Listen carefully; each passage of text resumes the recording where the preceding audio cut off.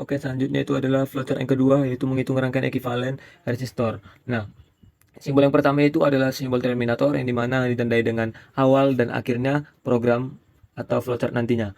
Nah, lanjut dimulai dengan start. Selanjutnya yaitu double. Double ini saya buat dengan simbol preparation dikarenakan saya nantinya akan memasukkan R1, R2, R3, R4, R3, R paralel, R total dan RP ke dalam tipe data double. Jadi saya itu mempersiapkan variabel tersebut untuk dimasukkan pada tipe data double. Selanjutnya itu yaitu pada logo input output, di mana saya masukkan inputnya itu yaitu jenis jenis rangkaiannya itu. Contohnya rangkaian seri kah, rangkaian paralel, seri paralel dan seri dan lain-lainnya. Jadi saya itu membuatnya pada simbol input dan output. Lanjut yaitu masukkan nilai resistansi. Yaitu sama juga ditandai dengan simbol simbol input output, yaitu nanti saya masukkan nilai resistansi dari setiap resistor yang telah saya ketahui pada program. Lanjut, yaitu simbol decision.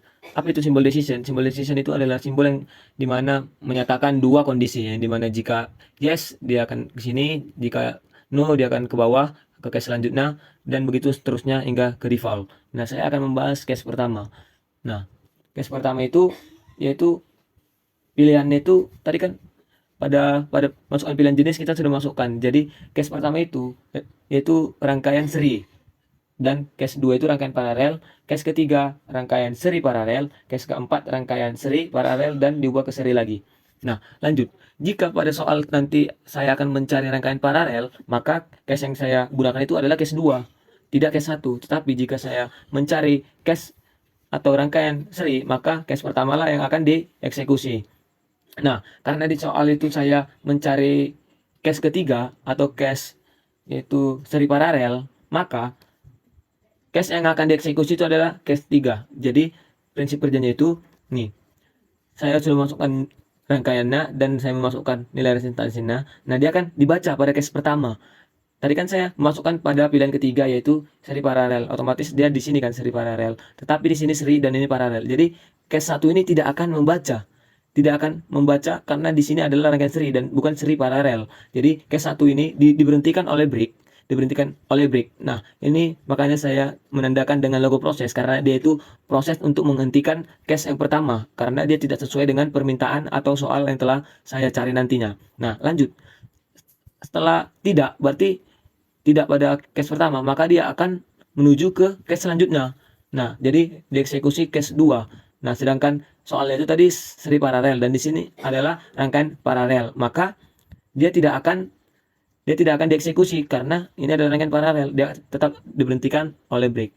Nah, lanjut ke case selanjutnya. Nah, di sini adalah rangkaian seri paralel. Nah, di sini adalah kondisi yang dimana saya pada soal dicari case 3 itu rangkaian seri paralel. Jika pada case ini sudah diketahui dan rangkaiannya itu sudah di sini, maka dia akan menjalankan yaitu yes.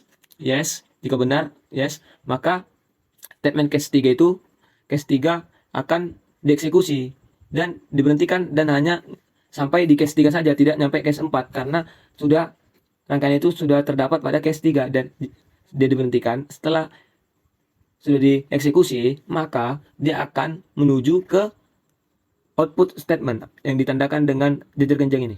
Jadi ketika case 3 maka dia akan menampilkan case 3 itu rangkaian seri paralel. Oleh karena itu saya mendapatkan nanti rangkaian seri paralel itu yaitu R1 tambah R2, selanjutnya cari rangkaian paralel 1 per R3 ditambah 1 per R4, dan setelah itu saya mendapatkan R totalnya. Nah, R totalnya itu RS ditambah RP. Nah, setelah proses tersebut sudah dijalankan, maka dia akan menampilkan output statement. Nah, pada output statement ini adalah akan mendapatkan hasil outputnya nantinya, yaitu 5 ohm.